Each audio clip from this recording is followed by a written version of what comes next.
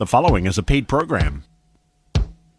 This is Swim, Bike, Run, Alabama, a show promoting swimming, biking, and running events all over North Alabama. Here are your hosts, Parker Edmiston and Doug Tinkham. Good afternoon, everybody. Welcome back to another edition of Swim, Bike, Run, Alabama, here on WTKI in Huntsville and WEKI in Decatur. I'm Parker Edmiston, and I'm here with my best friend, buddy, tri-friend, Doug Tinkham. Hey, folks, and we are back with Allie Meeks from ReadySetSweat.net, three-time Ironman, REI athlete. Allie, what are we going to do today? Today we're going to talk about freestyle. So this is the key stroke in triathlon, as a lot of people know. It's not dancing freestyle, it's swimming freestyle. Or swimming on your back all the way through the race like Doug. No, I can only swim freestyle. I have no other stroke. So tell us about the components of a freestyle stroke. So the key components of freestyle are many and sundry. We have the rotation of the freestyle. That's a very important part. You have the pull and you have the kick. So there's basically kind of three pieces that you have to be aware of when you're learning freestyle or when you're shaping up your freestyle. Those three pieces. Explain the kick. I didn't think one kicked in Ironman. That's true. A lot of people don't. It takes a lot of energy. Your legs use a lot of oxygen and they're big muscles. So you don't have to kick as hard as if you're out doing an all-out sprint when you're doing an Ironman. But it is an important part for counterbalance of the stroke. So counterbalance on the kick portion of the stroke. How does it differ, say, as you said, the sprint distance triathlon versus the intermediate, half distance, and full distance Ironman? Well, I would say first thing is when you head out on any triathlon, you want to swim pretty fast out at the beginning, so that you can kind of get out, make your own space, get away from others. Just a few hundred yards at most. Really 50 to 100 would be plenty, but if you're going to do a sprint, you can keep going at that rate or at a pretty good clip if you feel up to it, and be able to kick pretty hard through that because you're going to need that to propel yourself through. But the longer the race, of course, you need to conserve, so you're going to want to kick less. And you can slow down your kicks that still work as a counterbalance and still maintain speed. So you want to just do maybe 2 kicks per arm stroke in an Ironman versus maybe 6 kicks per. How do you count the kick strokes when you're stroking? So there's a couple different ways people talk about it. They talk about a 2-beat, a 4-beat, and a 6-beat kick. So the 2-beat would be 2 kicks for every arm stroke. So it would be stroke, stroke. So kick, kick, kick, kick for every arm stroke. That's the 2-beat. The 4-beat, double that. Kick, kick, kick, kick. So when you're using your right arm, you will kick once. When you're using your left arm, you'll kick again. Correct. What about when you breathe? I've noticed that when I breathe, all kicking stops. Not that there was much kicking anyway. That does happen, and it's the tendency because you've turned on you've rotated your head, or you've rotated slightly to try to get the head out of the water, and so your body oftentimes will just take a break. That's something that you can correct in your training to be able to keep kicking while you're doing that. But it's natural because you're wanting to counterbalance typically when you're kicking. So you're trying to hold steady there. All right, so the 2-beat is per stroke, you kick, and you said there's also a 4-beat. How does a swimmer count that? That would be, again, each time the right arm goes in, you would have right arm, left arm, you would have 4 kicks total for each one. So okay, it'd be, so each leg in a 4-beat. Yes. As opposed to just, I guess, one leg. So you're just kicking twice, so kicking twice as much. Per arm cycle, okay. yeah, exactly. I could probably show it to you easier than I can describe it to you. Could you show us? I can show you right now. It's a little harder on radio to tough to see. explain I know that. it's probably hard to hear, but all right, and then is there a step above that? 6-beat. So that would be what you would typically see if you would go online and look for some fast swimming. You would see a 6-beat or more. And now, will this be the sprinters. video you post of me online? Yes, it will. Yeah, that'd be the slow swimming.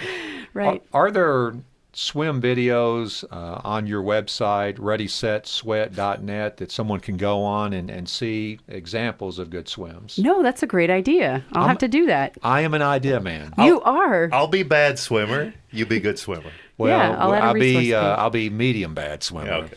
But yeah, that'd be very interesting to see, at least to get an idea.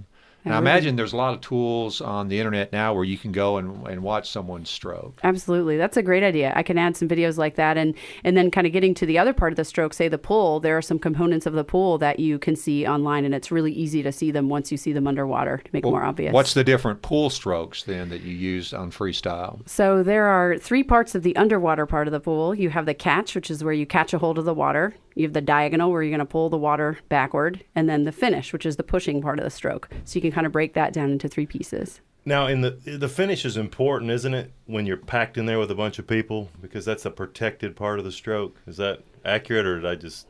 It can be. It can be. A lot of people are looking at whether the pulling part of the stroke divides or creates more power than the pushing part of the stroke. So it probably depends on each person as to how strong each part of their stroke is. But yeah, I guess if you're going to use that hand to sort of slap people out of the way, yeah, there you go. as you are wont to do. When you're at the back, there's no one to slap. Well, listen, I know that wasn't enough time, and we No, almost it need wasn't. an hour for Allie Meeks from Well, Ready. I thought she was going to be our guest host. I thought you were going to be out sick today. Well, one day your dream will come true. It will. I can catch something really contagious. But yeah, Ready Set Sweats, Allie Meeks. She really needs to come in and talk to us more about this. Look on her website. She gives private lessons, and we'll see you next week. And we'll be right back after these messages. Thanks for having me.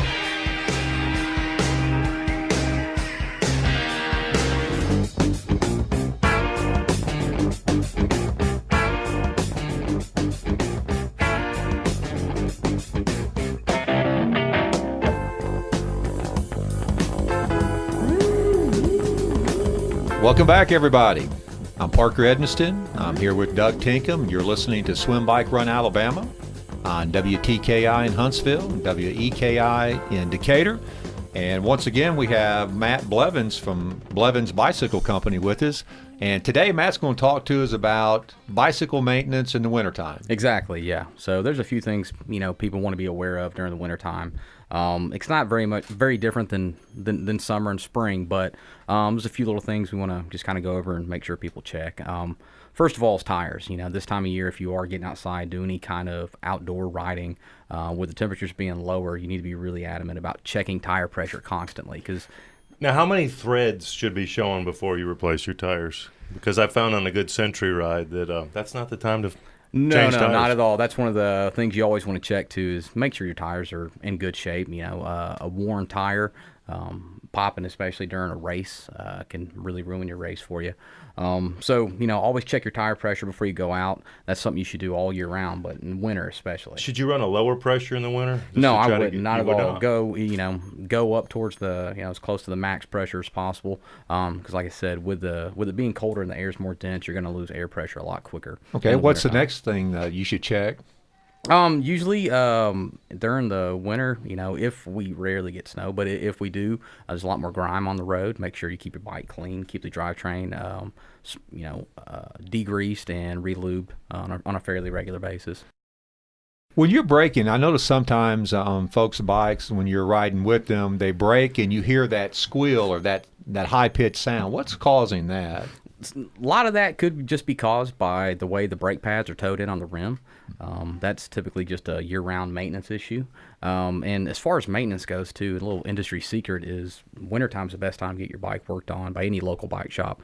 Local shops are usually a lot slower in the wintertime. You get quicker turnaround times, and sometimes the mechanics even do a little bit extra work on it just because there's not near as many repairs flowing in during the winter. As a bike shop owner, when someone brings in their bike for maintenance, what type of check do you do on their bike? Do you go through the whole bike? Typically we do. We usually like to go through, just start and see what all the bike may need, just to shift through it, break it, and go through and see what kind of condition it's in, and then call and give an estimate and let the customer know, hey, this is what you need. And you can do anything from a tune-up package to, a la carte type deal where you just, charging for the railers or brakes, whatever here and there. If you could go back to cleaning for a minute, kind of go through that because, can I use a garden hose? Should I not use a garden hose? I would say not use a garden hose unless you really know how to spray the bike off properly. You could blow grease out of your bearings with a pressure washer or, get water in your headset bottom bracket with even just a regular pressure water hose. The best thing to do is a waterless bike polish, something like a Finish Line or Pro Gold or something like that. It's that way you're not introducing water into parts of your bike that you don't need it to be. So, and it's just a spray on. It's basically like 409 or Windex, but bicycle specific. I know a lot of folks are more adamant about cleaning their bike than others, but what do you suggest, how often should someone clean their bike when they're riding regularly? I'd say at least once a week, and the nice thing too about wiping your bike down and cleaning it, you can notice certain things, like if you've got a chip in your frame, or heaven forbid you have a crack in your frame. That's something you'll notice by cleaning your bike. And it's kind of nice to get to know your bike too, just spending more time with it and going through it and making sure it's working properly. Okay. Well, Matt, listen, we appreciate you coming in, and I know you have a website, blevinsbicycleco.com, and that's easy for anyone to go onto and manage through the site. A lot of information there. And if anyone wants to see Matt, talk to him more in detail about maintenance, you go down Whitesburg Road. What's the address, Matt? 8402 Whitesburg Drive, about as far south on Whitesburg as you can go, and we're right across the street from the post office. And Doug and I were in there today and best got served. Espresso in town. Was that the best espresso in town? Best espresso in town. Free espresso bar. We do take donations, but yes, free espresso. Oh, the donation. I missed the hat. Well, he didn't ask us for seconds, right? If we wanted it, right? All right, go see Matt. Matt, we will talk to you next week. Thanks for stopping in. Thanks for having me. We'll be back after this.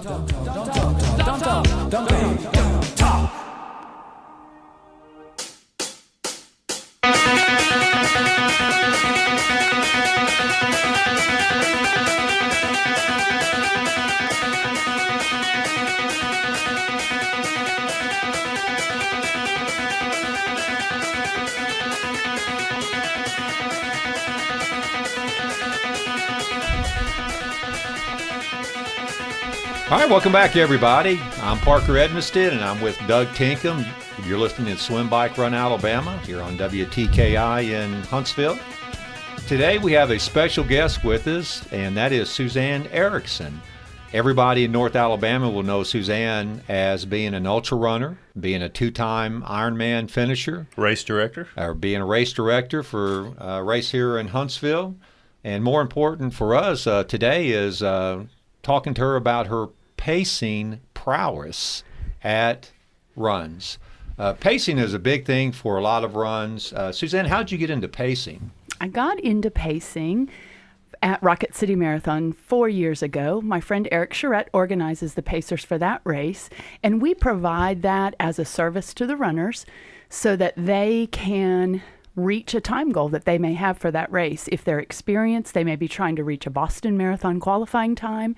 If it's their first race, they may think, I just want to go out and have a good time and run with someone who can keep me on a consistent pace and bring me to a finish at a certain time.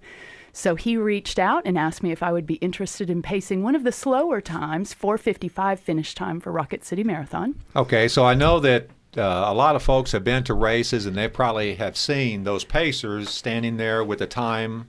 I think what everyone wants to know is how heavy is that sign? That's got to be a drag. The sign actually, Eric has worked on the design over the years. I've seen them gotten better. Yes, it has gotten better. How about a balloon? They're very ergonomic. The very first year, we had a SpongeBob balloon attached to the top of our sign, and we had to release him at one point because it was so windy. All right, so when you're pacing, how does a race organizer pick a group to pace? What's the qualifications of your typical pacer? So for your race, the Scottsboro Half Marathon, what we looked at was accomplished runners who can pace a time 10 minutes or more slower than what their PR is. So we reached out to some experienced runners that we thought you need to kind of be a little outgoing. You have to be able to talk to the group that you're running with that are running around you. We got to watch you pace a little at the Rocket City Marathon the other day, and that was a fun thing to see. Well, there's a little bit of talking that goes on. There's a little bit. We had to speed up. Well, I guess you're there as a pacer. You're there to encourage folks who are trying to run their race in that time frame, but you're also there to sort of corral, I guess, over-eager runners from going out too fast. Absolutely. And I think a lot of runners don't actually realize that they do that. That's a rookie mistake that I've made about 432 times. And that's starting the race much too quickly and then blowing up at the midway point and then having to walk it in. So if you can use a pacer correctly, the number one goal of the pacer on the course is to run an even mile split every single mile of the race. At Rocket City, I paced 4:55 finish. That's an 11:16 pace each mile, and we hit that split plus or minus 1 second each mile. And I guess that's critical so folks can get into a rhythm of running their race, not too hard at the beginning and not going too hard at the end. What does it take for a runner to join a pace group at a race when you show up, and what preparation do they need prior to the race, if any? Absolutely nothing. It's a free service that the race directors provide at the race. You just have an idea in your mind what time you might like to run, and you can line up with those people right in the starting line and run along with them. I encourage people, if you're split between two times, say we're coming to the Scottsboro Half Marathon, and I'm thinking, I could run 2 hours, but that's probably my A goal. I would encourage them to line up with the pace group that's one slower. Line up with the 2:10, get through the halfway point of the race, feeling fabulous, and then just take off. You are under no obligation to stay with the pacers at any time during the race. So we're simply there as a tool to help you have even pacing through your race. And so if you start off at one time at one pace group, then you feel either really strong after the halfway, then you can bounce up to the next or go on your own. Absolutely. If you're struggling a little bit and you can't make that That's never goal, a good sign either. When you can drop back. When the pace comes up to get you. Well, I'm going to be sweeping at the Scottsboro Half Marathon, so I'm the 3-hour pacer. I'm going to be taking out coolers, so I'm the cooler boy. I like that. So, well, every job has to get done at the race, Doug. So speaking of jobs at the Scottsboro Half Marathon, March 14th over in Scottsboro, and you can register for that on iamathlete.com. Suzanne, you have Mardi Gras beads on today. What's going to happen with Mardi Gras at the Scottsboro Half Marathon? Yes, I am wearing the beads. We always have a great time out in Scottsboro at the Half Marathon, and you will be able to pick up beads at the aid stations as you run along during the race and wear those and just have a great time on the course. The finisher medal is always outstanding at that race, and there's always really good post-race food and beverages. So we are going to have a good old Mardi Gras party out in Scottsboro on March 14th. Yeah, as Doug knows, this year the Scottsboro Half Marathon, the theme is Mardi Gras. And you'll see the posters, and I guess that's carried through with the T-shirts this year. We've got gender-specific T-shirts for male and females. That's a fun race, too. I mean, it's a little challenging at the beginning, but then it flattens out. Now, if you're sitting at the mall when it's going on, it's very easy, as I did 2 years ago. It is on Saturday and not Sunday, folks. It is. It's Saturday, and it starts there at Goose Pond Colony Resort in Scottsboro. Suzanne, you're an ultra runner. That means for folks that you've run the longer events. How does preparing for a half marathon or a marathon differ than preparing for a longer distance endurance race? Well, ultra running is anything longer than a marathon, so that could be a 27-mile run if you could find something like that. The preparation really is just time on your feet. Typically in ultra marathons, ultra runs, you spend a fair amount of time walking as well as running just because of the distance. So preparation is just time on your feet. All right, and Suzanne's never likes to brag on herself, but I know this year she has once again done these Grand Slams. She's done those four long-distance races here that in 20 days. That's right. It was 10 weeks, and we completed 3 50Ks and the Rocket City Marathon. And it was my third time to Grand Slam, and I could be possibly retiring from that. No. Well, it's so early, sir. Suzanne, thank you for coming in. Thank you for helping us with the Scottsboro Half Marathon. And we will be back right after these messages on Swim Bike Run Alabama.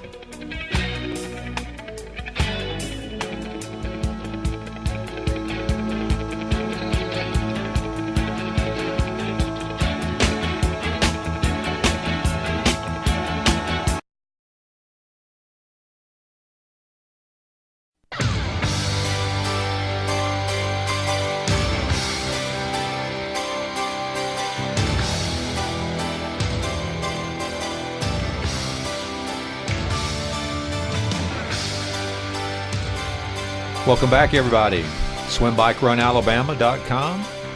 I'm here, Parker Edmiston, with my best friend, buddy, and tri-friend, Doug Tinkham. And our special guest on this Fleet Feet segment is Shirley Hardy. And Shirley Hardy is known around town as the Bra Whisperer. The Bra Whisperer. The Bra Whisperer. What is the story? Well, that's what some of my employees kind of named me. Of course, one of our managers called me something else earlier, which I won't say what that was. But we've since changed it to the Bra Whisperer, and I try to make ladies comfortable when they come into the store to get in the right bra for a running and sports bra. So I've just kind of become the specialist in the store with that. Well, I guess just as important as a shoe fit, and David Rawlings was here last week talking about shoe fit, I guess bra fitting for women is an extremely important part of what they do. It is an extremely important part by it. And I like to explain that and take time with them. And a lot of people are very timid about coming in the store. Ladies are about that. So they actually can make a special appointment with me. I can meet them at the door, and I can take them to my bra station, make them feel comfortable. We do everything via email or phone call, and they can make appointments with me during my hours at the store. So it makes them feel more comfortable. Shirley? It's like a Victoria's Secret for That's the running exactly world. right. Well, no, we have our own. We have moving comfort bras is what we carry at the store. All right, Shirley, how do they contact you directly to make that Shirley at appointment? fleetfeethuntsville.com. So it's Shirley at fleetfeethuntsville.com. fleetfeethuntsville.com. Get on the web, send her an email, and you can do that. And we not only do sports oriented things, we work a lot with people that have had cancer and surgeries too. So I've been able to work with a lot of people in that area. So it's just not people, Well, you're not just the bra fitter. What else No. do you do at Fleet Feet? I am the No Boundary Specialist. That's our 5K program that we have, and we've had that for almost a decade now. I've been involved with it almost that decade. Started running in No Boundaries myself, and then I became a mentor, and then became a coach. Being a fitness instructor all my life, I just love helping people and seeing people, just Start to get finishing- active? Start to get active, and they grow. And I always go to the back. I like the people that tell me they can't do it. Well, that's a great name, No Boundaries. Tell us about it. I mean, what is the program? It's actually a Fleet Feet corporate name, and New Balance sponsors the No Boundaries program. And so we're going with the Fleet Feet corporate, No Boundaries. But if I show up and I say I want to be part of this program, what does that entail? It's 10 weeks. It'll be a 10-week course, and you'll have people to run with. We have also speakers that we bring in to help them with all of their stretching. We have a nutritionist with the hospital that helps us. So we also, we have special alternate runs with them, and we stay in touch with these people because some of these have never done any exercise at all. It's kind of like the Couch to 5K program, but we take care of them. I'm the No Boundary Specialist, so I can grab somebody that I feel like maybe is having a struggle and they don't want to talk in front of a group. I'll say, come to the store, we're going to the back, or we're going to the bra station, or we're going to the shoe fit station, and I help them with that if they're having any kind of problems physically. But no, I don't want to go to the bra fit station. Well, I'll take you to the shoe fit, and we'll take you to the man cave. Have you been to the man's cave? It's very nice. It's pretty nice. It is, and I like the coffee bar. Oh, and the coffee bar, yeah. Well, I think that the No Boundaries program would be important if you're starting out trying to get some exercise in, and you're unfamiliar with what to do and to get in shape. And I guess that's where you come in. You will take literally someone who has not trained, who has not been active at all, and start them on the process of maybe losing weight and becoming more physically fit. You're right. So you get folks that haven't done anything at all before. That's correct. And the good thing about that is that we can take them and give them what we call good form running, and that's a part of New Balance as well. We have a wonderful New Balance representative. They'll come down and give a clinic. So we're trying to teach them technique to try to keep injury prevention down. Most of us, they can also make special appointments with me to get shoe fits, and I sit there and talk to them about everything in our store. I give them a tour of our store. I also talk good form running when they make a special appointment with me. So it's not just bra fits. Our No Boundaries people we take care of. I call it my babies. We baby them. I'm going to give them an appointment, and I'm going to sit there, and I'm going to give them my undivided attention. They can ask me any question they want to answer, ask me, and I will. If I don't know an answer, I'll go find somebody with an answer. Well, Shirley, I guess also you have folks in that program, obviously, that have an exercise, so they're not running the entire time. So if you have Right. a 1 mile run, you have a lot of walkers as well. We do allow walkers in the back. We always have a few walkers. We have mentors that'll take care of the walkers, but we start out very slow. We start out doing a mile, and we start out running for 1 minute and then walking for 3. And then we'll put them in groups depending on, where we kind of feel they are at that point. That's the good thing about being in a group with other people. You have other people, hey, are you having a hard time? Can you run that fast? No, let's slow down. Let's speed up. We have people that come in that they didn't realize they could run as fast as they could, so it's about that, and it's about teaching them the proper form.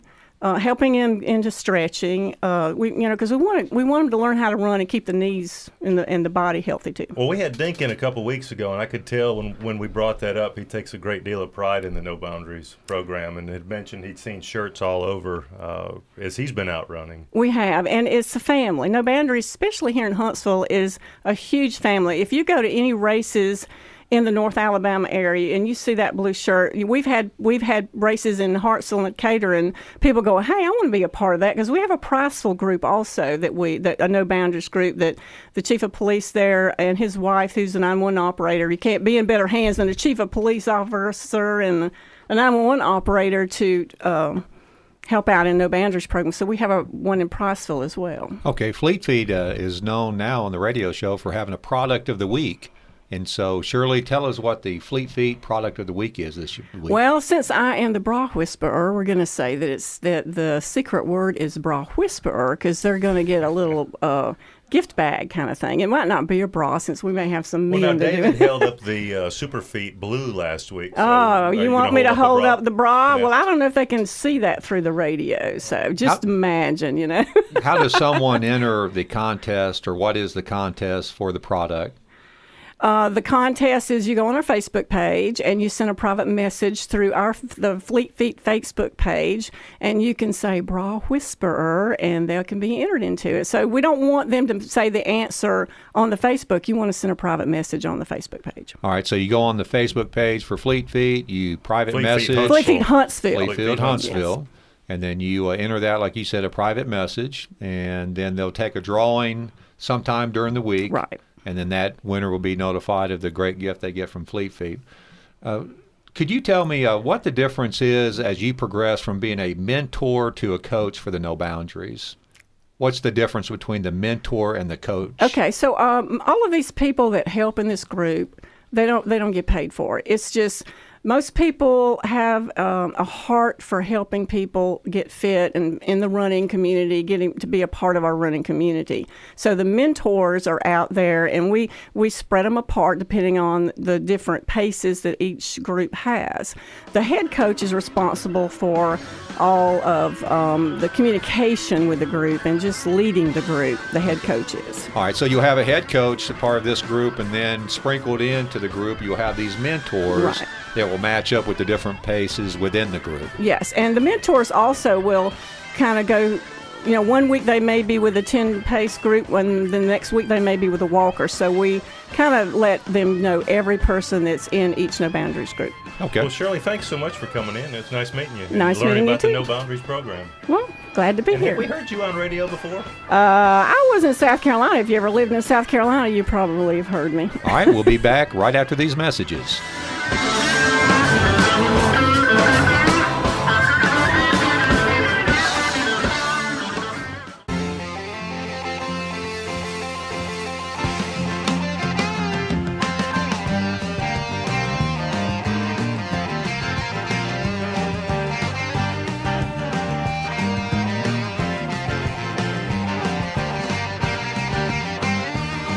Welcome back, everybody.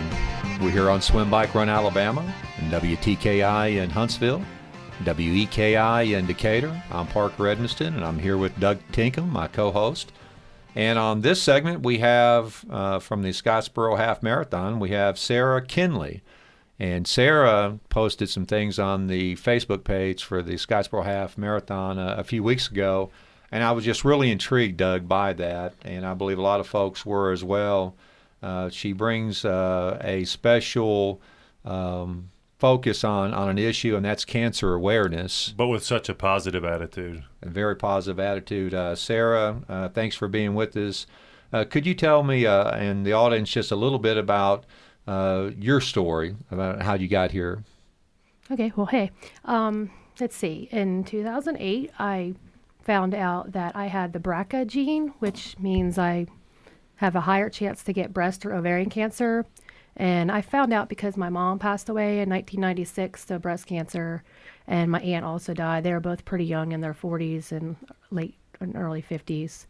And yeah, after I found out, I was kind of unfit and unhealthy and didn't really know where I was in my life, and knew, I lost my mom when I was young. I was only 20, and I had 2 kids at the time already. And I just wanted to get healthier and get back into running and stuff. And so. Well, how does being physically fit, how does that play a role in being aware and maybe just being healthier? Well, it just makes me, well, mentally and physically, for one thing, it helped me with my surgeries. I went ahead and had all the preemptive surgeries done, a mastectomy and hysterectomy and all that. And the doctors told me, with all the infections that I had, that due to my running and training and stuff, that I healed a lot quicker. And, after each one, I went back out and ran another race and had another surgery, and just kind of, even though it was tough, I didn't have cancer. I didn't have chemo. I wasn't, but yeah. Well, I know that the mental aspect of it, exercising for me takes a lot of stress out of my day-to-day life. For sure. And cancer's touched everyone's life. Absolutely. That's so great that you were able to channel that probably anger into something so positive. Well, I think Sarah also said, didn't you, that when you were going through the surgeries that you raced every month that you were having the surgery. So all except for February, when I had my mastectomy, I did one a month, I think it was. Yeah. Run therapy, they say, right? Okay. Yeah. And what's your where are you running at now? What's your routine that you're into? Well, now I decided to run the Scottsboro Half with my friend Audrey, and she's running another race. We're going to do the Shoals right after that, 2 weeks. And which one in the Shoals? The Shoals Half. And oh, okay. Yeah. Absolutely. I actually work there at the Robert Trent Jones. Awesome. I've never been there, so. It's going to be a beautiful course for you there, and I know that you've done the Scottsboro Half Marathon before, so it's a good scenic course as well. How are you able to juggle? You said you're a mother, and you have this now that you have to deal with. How do you take care of all those interests that you have and still be able to exercise? How do you fit it all in? Oh, that's the question. Well, that is the $64,000 question, dollar question. When you're a mother, especially when you're them a wife. long runs, you just gotta do it. Yeah. Gotta get out there. Gotta wake up and do it. How old are your kids? I have one just turned 11 yesterday, and one's going to be 5 in 2 weeks, and then another one's going to be 10. Okay. Too big for the running stroller. Yes, the running Well, did stroller. did you run with the running stroller when you were training early on? I was silly, and I didn't know better. I started running on hills with the baby in a running stroller, yes, and the heat and humidity of Alabama, and yes, I still did it anyway, and I was pretty determined. It's one of those things when you don't know better, you just go out there and do it, and it actually probably Yeah. made you a stronger runner than what you realized. The first marathon I trained for, I trained with my daughter in the running stroller, Awesome. and learned that when it's cold, just because you're hot doesn't mean your kid is. Well, the 2 or 3 hypothermia Yeah. episodes, you learn. Jane was not happy when I got home, but. So how do you think that the folks should view, and what suggestions do you give for folks who are previvors or should be cognizant of that? What do you recommend for them to do? Well, for me, the whole previvor thing means I went into menopause early, so that's kind of where I struggle and why I run as well, because menopause kind of changes your whole metabolism. I don't know if you know anything about that, and these hot flashes you got going on, but so fitness is really important because I'm not, 50, 60 years old, but my body kind of seems like it is, so I just need to kind of keep it off, I guess. But Is there a certain percentage of the population that are previvors or should be aware of that? I'm not real sure the percentage, but I do know that it's 40 to 60% of previvors will get cancer, and by the time they're 70. versus like 12% of just the general population that can get breast cancer. Well, Sarah, we appreciate you coming in. It's Thanks. an inspirational story. Go on our Facebook page, folks out there, and read the more detailed information that Sarah posted on there. Just a very interesting story and very uplifting. Sarah, thanks for being here today. And I'll look for you in the shoals. All right, awesome. We'll be back after this. All right, thanks.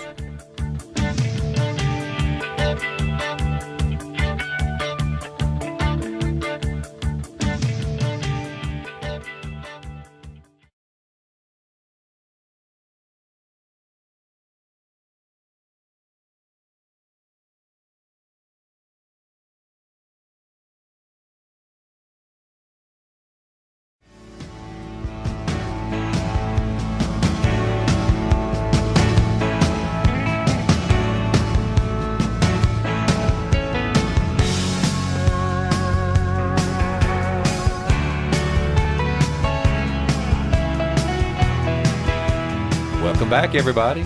Swim Bike Run Alabama here on WTKI in Huntsville, WEKI in Decatur. I'm Parker Edmiston. I'm here with co-host Doug Tinkham.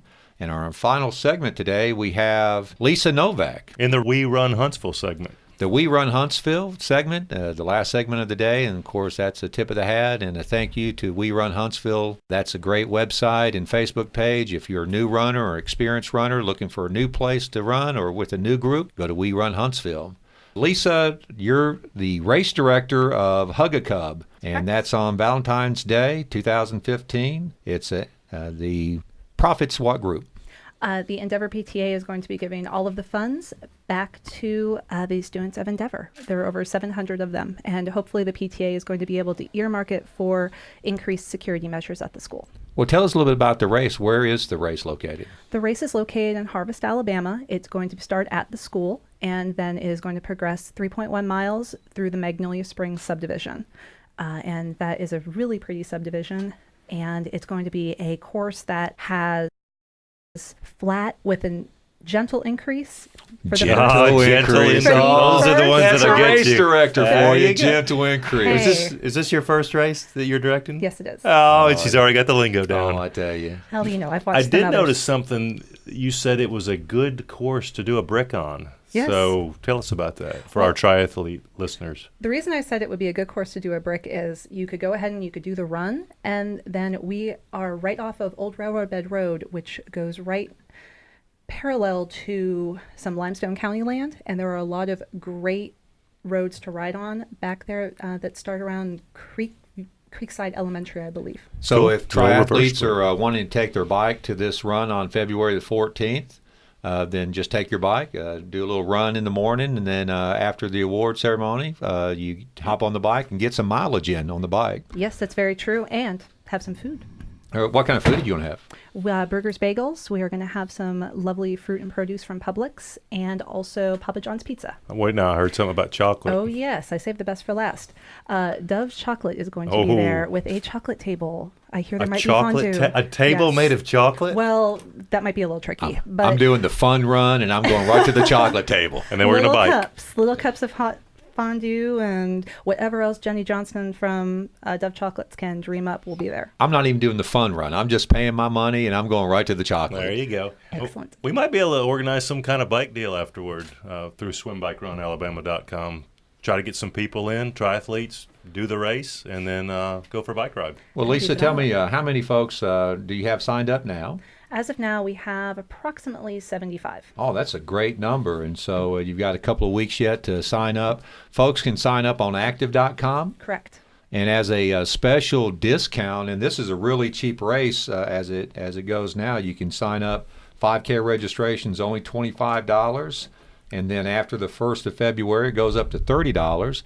But Lisa has granted us a special discount to the listeners, and that's a $5 discount on active.com. And when you go in, you register for the race, just put in love, just a little love in the entry. And LOVE will get you $5 off a race registration.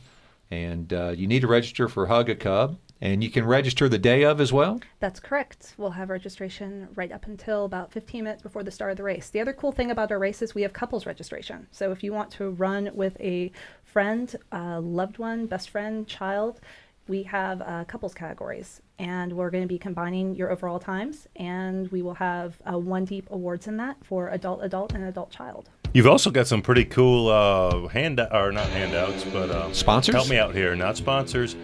Door prizes. Door prize. Love prizes. the door prizes. Yep. When you run like I do, your only chance to get an award is a door prize. Well, when you put your name in the hat 1,000 times, well, you just always a winner. Is there one entry per? Per paid entry. There's one entry per paid entry, and then you also have the opportunity to purchase more. Okay. Lisa, we appreciate you coming in. We want everyone to go to active.com and register today for Hug a Cub. Use the LOVE. Get you $5 off registration. The Love Doctor.